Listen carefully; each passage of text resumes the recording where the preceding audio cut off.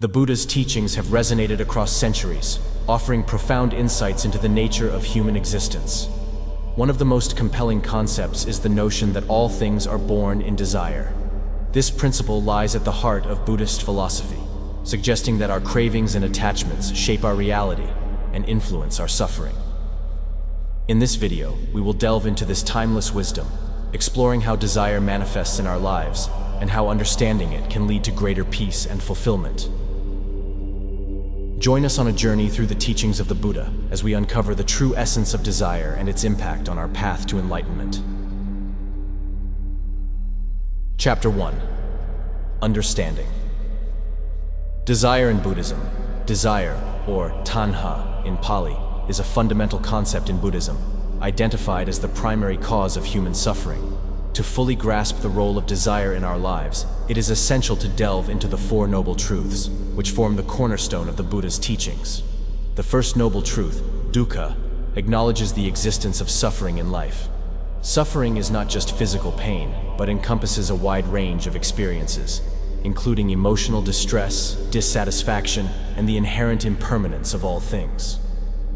The Buddha recognized that life is fraught with challenges, and that suffering is an inevitable part of the human condition. The second noble truth, samudaya, identifies the origin of suffering, which is desire. Desire manifests in three main forms: the craving for sensory pleasures, kamatanha, the craving for existence, bhavatanha, and the craving for non-existence, vibhavatanha. Sensory pleasures refer to the endless pursuit of physical and emotional gratification, which often leads to attachment and disappointment. The craving for existence pertains to the desire to maintain one's identity and to cling to life, while the craving for non-existence involves a desire to escape from reality or to cease to exist, often as a reaction to life's suffering. The third noble truth, nirodha, reveals that the cessation of suffering is possible by eliminating desire. This cessation, known as nirvana, is the ultimate goal of Buddhist practice. Nirvana represents a state of complete liberation from the cycle of birth, death, and rebirth, samsara, achieved by extinguishing the fires of desire, aversion, and ignorance. The fourth noble truth, magga, outlines the path to overcoming desire and attaining nirvana, known as the Noble Eightfold Path. This path provides practical guidance on ethical conduct, mental discipline, and wisdom, which together help to weaken the grip of desire on our lives. Understanding the different types of desire is crucial for recognizing how they contribute to our suffering. Sensory desires often lead to attachment, as we constantly seek pleasure and avoid pain. This attachment creates a cycle of craving and dissatisfaction, as no sensory experience can provide lasting fulfillment. The desire for existence drives us to cling to our identity, fearing change and loss. This clinging perpetuates the illusion of a permanent self, which Buddhism teaches is fundamentally flawed. Lastly, the desire for non-existence can lead to escapism or self-destructive behaviors, as we seek to avoid the pain of life rather than confront and understand it. By examining these types of desire and their impact on our lives, we can begin to see how they shape our thoughts, emotions, and actions. This awareness is the first step in breaking free from the cycle of suffering and moving towards a state of peace and liberation. Chapter 2. The cycle of suffering, samsara. Samsara, the cycle of birth, death, and rebirth, is a central concept in Buddhism, illustrating the endless nature of suffering driven by desire. According to Buddhist teachings, samsara is fueled by our actions, karma, and the underlying forces of ignorance and desire. Understanding samsara is crucial for recognizing the importance of breaking free from this cycle and achieving liberation.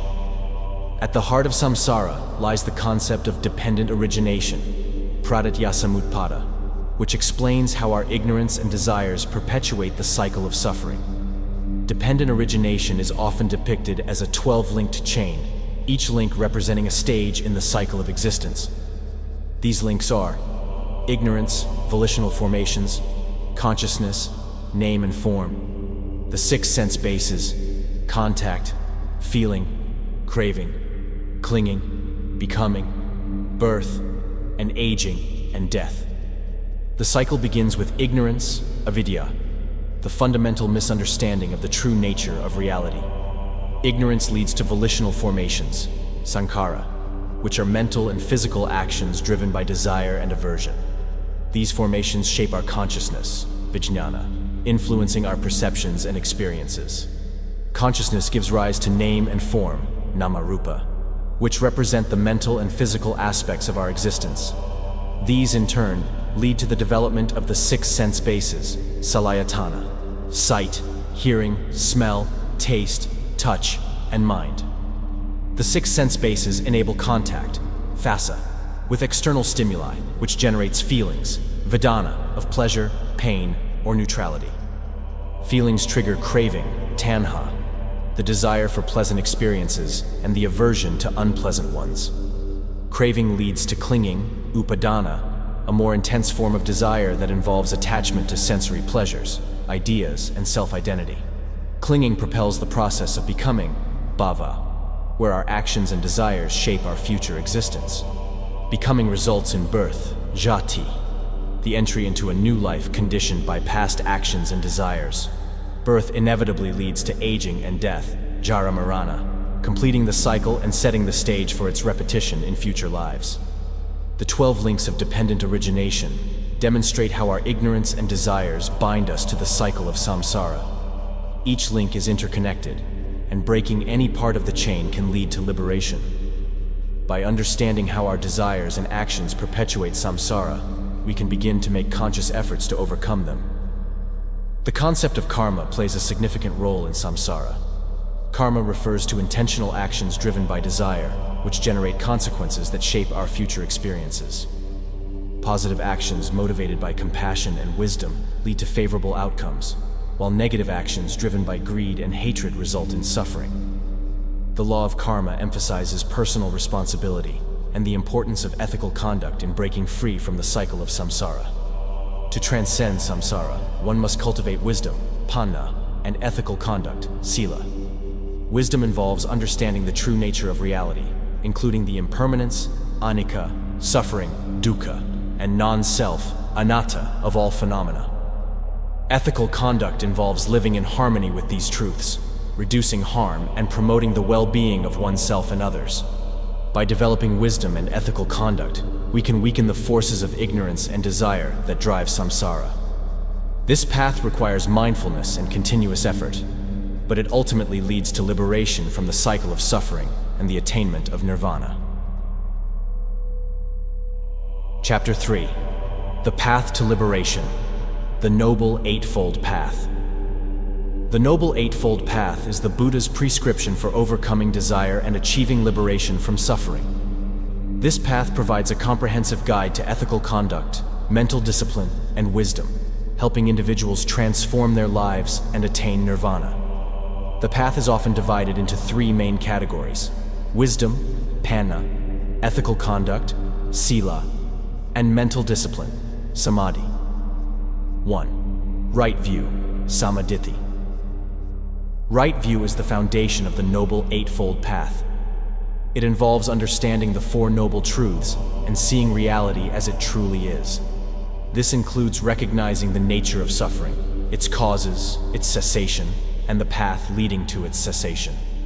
Developing right view helps us see through the illusions created by desire and ignorance, guiding us towards a more enlightened perspective. 2. Right intention, sammasankappa. Right intention involves cultivating thoughts and motivations that align with the path to liberation.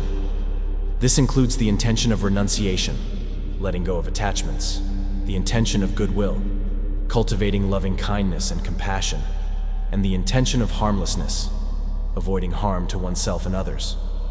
Right intention helps purify our mind and actions, steering us away from desires that lead to suffering. 3. Right speech, sammavaka. Right speech emphasizes the importance of ethical communication. It involves abstaining from lying, divisive speech, harsh speech, and idle chatter. Instead, we should speak truthfully, harmoniously, kindly, and meaningfully. Right speech fosters trust, harmony, and positive relationships, reducing the suffering caused by harmful words.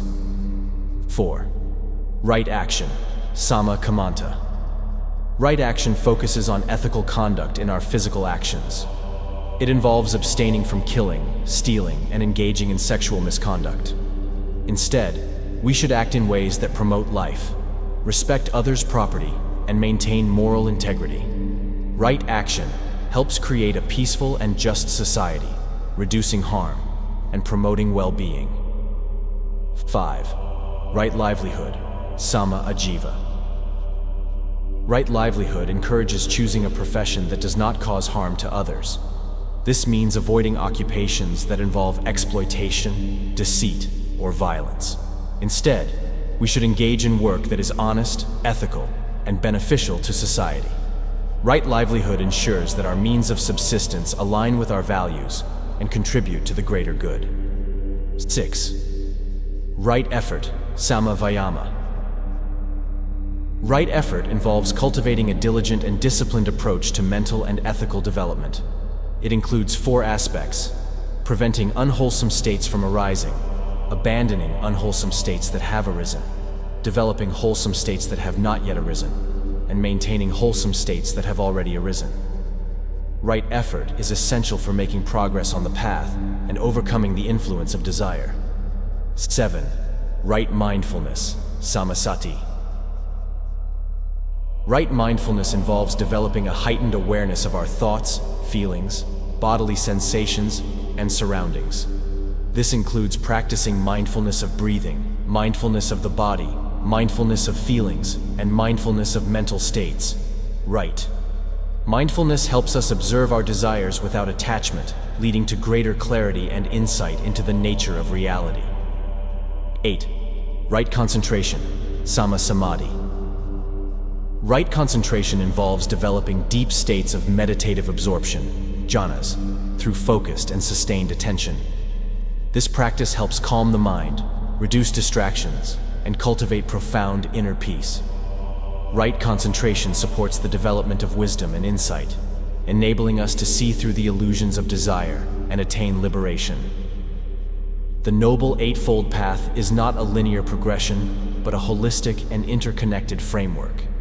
Each aspect of the path reinforces and supports the others, creating a comprehensive approach to personal transformation. By diligently practicing the Noble Eightfold Path, we can gradually weaken the grip of desire, cultivate wisdom and ethical conduct, and ultimately attain nirvana. Chapter 4. Mindfulness and Meditation, Tools for Transformation. Mindfulness and meditation are essential tools in the practice of Buddhism, offering practical methods to understand and transform desire. These practices help us develop awareness, concentration, and insight, enabling us to observe our desires without attachment and cultivate a state of inner peace. Mindfulness, or sati in Pali, involves paying attention to our present moment experience with clarity and non-judgmental awareness. It is a fundamental practice in Buddhism that helps us become aware of our thoughts, feelings, bodily sensations, and surroundings. By developing mindfulness, we can observe our desires as they arise, understand their nature, and reduce their influence on our actions. One of the most common mindfulness practices is mindfulness of breathing, anapanasati. This practice involves focusing on the breath as it flows in and out of the body.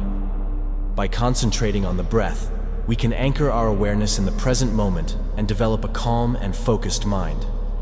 Mindfulness of breathing helps us observe the impermanence of our thoughts and desires, reducing our attachment to them. Another powerful mindfulness practice is body scan meditation. This involves systematically bringing attention to different parts of the body, observing any sensations without judgment. Body scan meditation helps us develop a deeper connection with our physical experience, increasing our awareness of how desires and emotions manifest in the body. This practice can also help us release physical tension and cultivate a sense of relaxation and ease. Mindfulness of feelings, Vedana Nupassana, is another important practice. It involves observing our feelings as they arise, whether they are pleasant, unpleasant, or neutral. By acknowledging and accepting our feelings without judgment, we can understand their transient nature and reduce our reactivity to them. This practice helps us develop equanimity, a balanced state of mind that is not easily disturbed by external circumstances. Mindfulness of mental states, chittanupassana, involves observing the mind's various states, such as joy, sadness, anger, or calmness. By becoming aware of these mental states, we can understand their causes and conditions, reducing their influence on our behavior. This practice helps us develop greater self-awareness and emotional intelligence, enabling us to respond to situations with wisdom and compassion. Meditation, or bhavana in Pali, involves cultivating concentration and insight through focused mental practices. One of the primary forms of meditation in Buddhism is concentration meditation, samatha, which aims to develop deep states of calm and focus. This practice involves focusing on a single object, such as the breath, a mantra, or a visual image, to stabilize the mind and develop one-pointed concentration. Through regular concentration meditation, we can achieve deep states of meditative absorption, jhanas, which are characterized by profound inner peace and clarity. These states help calm the mind, reduce distractions, and create a fertile ground for developing insight into the nature of reality.